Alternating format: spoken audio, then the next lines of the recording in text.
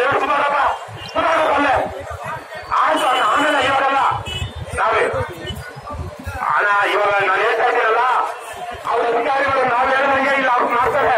ನೀವು ಹೇಳಿದಾಗ ಕುತ್ಕೋಬೇಕು.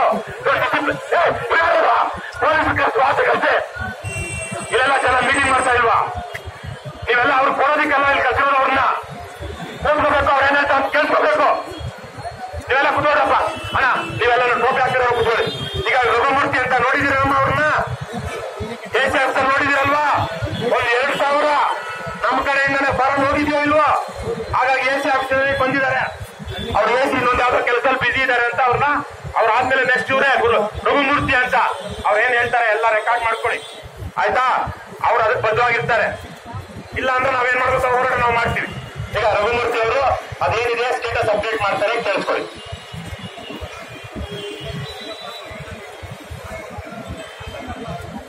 ಬೆಂಗಳೂರು ನಗರ ಜಿಲ್ಲಾ ವ್ಯಾಪ್ತಿಯಲ್ಲಿನ 5 ತಾಲೂಕುಗಳಲ್ಲಿನ ಸಾರ್ವಜನಿಕರಿಂದ ಅನಧಿಕೃತವಾಗಿ ಹಾಗೂ ನಿಯಮಬಾಹಿರವಾಗಿ ಹಣವನ್ನ ಆಂಬಿಡೆಂಟು ಮತ್ತು ಆಲಾ ಕಂಪನಿ ಮತ್ತು ಇತರೆ ಕಂಪನಿಗಳು ವಸೂಲು ಮಾಡಿದವೆ ಅನ್ನೋ ಒಂದು ದೂರನ್ನ ಆಧರಿಸಿ ಆ ಸಂಬಂಧಪಟ್ಟ ಕಂಪನಿಗಳ ಮೇಲೆ ಈಗಾಗಲೇ ಸರ್ಕಾರದಿಂದ FIR ಲಾಂಚ್ ಮಾಡಿದ್ದೀವಿ.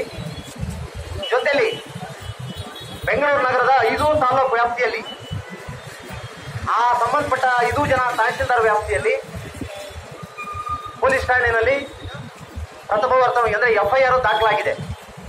ತದನಂತರದಲ್ಲಿ ಈ ಕಂಪನಿಗಳು ಬೆಂಗಳೂರು ನಗರದಲ್ಲಿ ಏನು ಆಸ್ತಿಗಳು, ಏನು ಪ್ರಾಪರ್ಟಿ ಹೊಂದಿದವೆ ಅನ್ನೋದನ್ನ CCB ಇಲಾಖೆಯಿಂದ ವಿವರವಾದ ತನಿಖೆ ಮಾಡಿ ಈ ಎಲ್ಲ ಪ್ರಾಪರ್ಟಿಗಳ ವಿವರವನ್ನು ಕೂಡ ನಮ್ಮ ಕಚೇರಿಗೆ ಸಲ್ಲಿಸಿದ್ದಾರೆ. ಈ ವಿವರಗಳನ್ನ ನಾವು ಕರ್ನಾಟಕ ಹಣಕಾಸು ಸಂಸ್ಥೆಗಳ ಠೇವಣಿದಾರರ ಹಿತರಕ್ಷಣಾ ಕಾಯ್ದೆ ಹೊಂದಿದೆ. ಆ ಕಾಯ್ದೆಯ ಸೆಕ್ಷನ್ 3 ಮತ್ತು 5 ಅನ್ವಯ ನಾವು ತಕ್ಷಣದಿಂದ ಬರುವಂತೆ ಆ ಪ್ರಾಪರ್ಟಿಯನ್ನ ಸೀಸ್ ಮಾಡಿದೀವಿ. ಅದನ್ನ ಯಾಕೆ ನಾವು ಸೀಸ್ ಮಾಡಿದೀವಿ ಅಂದ್ರೆ, ಆ ಕಂಪನಿಯವರು ಈ ನಮ್ಮ ಚಟುವಟಿಕೆಗಳನ್ನು, ಸರ್ಕಾರದ ನಿರ್ಧಾರವನ್ನು ನೋಡಿ ಬೇರೆಯವರಿಗೆ ಬರಬಾರೆ ಮಾಡಬಹುದು, ಬೇರೆಯವರಿಗೆ ಮಾರಾಟ ಮಾಡಬಹುದು. ಇದನ್ನ ತಕ್ಷಣದಿಂದಲೇ ತಪ್ಪಿಸಬೇಕು ಅನ್ನೋ ಹಿನ್ನೆಲೆಯಲ್ಲಿ ನಾವು ಈ ಎಲ್ಲಾ ಪ್ರಾಪರ್ಟಿಗಳನ್ನ ಸೀಸ್ ಮಾಡಿದೀವಿ. ಸೀಸ್ ಮಾಡಿ ಇದನ್ನ ಕರ್ನಾಟಕ ರಾಜ್ಯ ಪತ್ರದಲ್ಲಿ ಪ್ರಕಟಿಸೋಕ್ಕೂ ಕೂಡ ನಾವು ಪ್ರಪೋಸಲ್ ಕೊಟ್ಟಿದ್ದೀವಿ. ರಾಜ್ಯ ಪತ್ರದಲ್ಲೂ ಕೂಡ ಇದನ್ನ ಪ್ರಕಟಿಸಿದ್ದಾರೆ. ಸೊ ಅಲ್ಲಿಗೆ ಈ ಎಲ್ಲಾ ಪ್ರಾಪರ್ಟಿಗಳ ಒಂದು ಅಂದಾಜು ಮೊತ್ತ 100 ಕೋಟಿ ರೂಪಾಯಿ. ಸೊ ಈ 100 ಕೋಟಿ ರೂಪಾಯಿನ ಪ್ರಾಪರ್ಟಿನ ಯಾವುದೇ ಕಾರಣಕ್ಕೂ ಕೂಡ ಮುಂದಿನ ದಿನಗಳಲ್ಲಿ ಬರಬಾರೆ ಮಾಡಬಾರದು ಅಂತ ಬೆಂಗಳೂರು ನಗರ ವ್ಯಾಪ್ತಿಯಲ್ಲಿನ ಎಷ್ಟು ಸಬ್ ರಿಜಿಸ್ಟರ್ ಕಚೇರಿ ಇದಾವೆ ಆ ಕಚೇರಿಗೆ ನಮ್ಮ ಕಚೇರಿಯಿಂದ ಪತ್ರ ಬರೆದು ಆ ಕಂಪ್ಲೀಟ್ ವಹಿವಾಟನ್ನ ನಾವು ತಡೆ ಹಿಡಿದಿದ್ದೀವಿ. ಜೊತೆಯಲ್ಲಿ ಇದಕ್ಕೆ ಸಂಬಂಧಿಸಿದಂತೆ ಇನ್ವೆಸ್ಟಿಗೇಷನ್ ಏಜೆನ್ಸಿ CCB ಅವರಿಂದ ಹಾಗೂ ಸಾರ್ವಜನಿಕರಿಂದ ಈಗ ಕೊಟ್ಟಿರೋ 100 ಕೋಟಿ ರೂಪಾಯಿ ಪ್ರಾಪರ್ಟಿ ಜೊತೆಲಿ ಇನ್ನೂ ಬೆಂಗಳೂರು ನಗರದಲ್ಲಿ ಹಲವಾರು ಪ್ರಾಪರ್ಟಿಗಳಿದಾವೆ ಅನ್ನೋದು ಕಂಡು ಬಂದಿದೆ ಸರ್ಕಾರದ ಗಮನಕ್ಕೆ. ಅದರಿಂದ ಮುಂದಿನ ದಿನಗಳಲ್ಲಿ ಸಾರ್ವಜನಿಕರು ಕೂಡ ಈ ಕಂಪನಿಯವರು ಯಾವ್ಯಾವ ಪ್ರಾಪರ್ಟಿ ಇದೆ, ಯಾವ್ಯಾವ ಏರಿಯಾದಲ್ಲಿದೆ ಅನ್ನೋದನ್ನ ಲಿಖಿತವಾಗಿ ನಮ್ಮ ಕಚೇರಿಗೂ ಕೊಡ್ಬೋದು, CCB ಇಲಾಖೆಗೂ ಕೊಡ್ಬೋದು ಮುಂದಿನ ದಿನಗಳಲ್ಲಿ.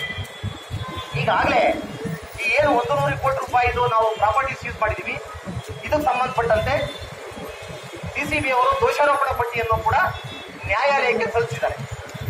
ಇಡೀ ನಮ್ಮ CCB ಇಲಾಖೆ, ಕಂದಾಯ ಇಲಾಖೆ, ಯಾವುದೇ ಇಲಾಖೆ ಇರ್ಬೋದು, ನಿಮ್ಮ ಜನಗಳ ಜೊತೆಲಿದ್ದೀವಿ, ಜನಗಳ ಜೊತೆ ಇರ್ತೀವಿ. ಹಾಗೇನೆ ಒಂದು ಸ್ವಲ್ಪ ಕಾನೂನು ವ್ಯಾಪ್ತಿಯನ್ನು ಕೂಡ ದಯಮಾಡಿ ತಾವುಗಳೆಲ್ಲರೂ ಕೂಡ ಕಾನೂನು ವ್ಯಾಪ್ತಿಯನ್ನು ಸ್ವಲ್ಪ ದಯಮಾಡಿ ಗಮನಿಸಬೇಕು. ಏನು ಅಂದ್ರೆ, ನಾವು ನಿಮ್ಮ ಪ್ರಾಪರ್ಟಿ ಸೀಸ್ ಮಾಡಿ 100 ಕೋಟಿ ರೂಪಾಯಿ ಪ್ರಾಪರ್ಟಿ ಸೀಸ್ ಮಾಡಿದ್ವಿ. ಸೀಸ್ ಮಾಡಿ ಅದನ್ನ ದೋಷಾರೋಪಣಾ ಪಟ್ಟಿ ನ್ಯಾಯಾಲಯಕ್ಕೆ ಸಲ್ಲಿಸ್ತೀವಿ. ನ್ಯಾಯಾಲಯವು ಕೂಡ ತ್ವರಿತಗತಿಯಲ್ಲಿ ಇದನ್ನ ವಿಚಾರಣೆ ಕೈಗೊಳ್ಳುತ್ತೆ.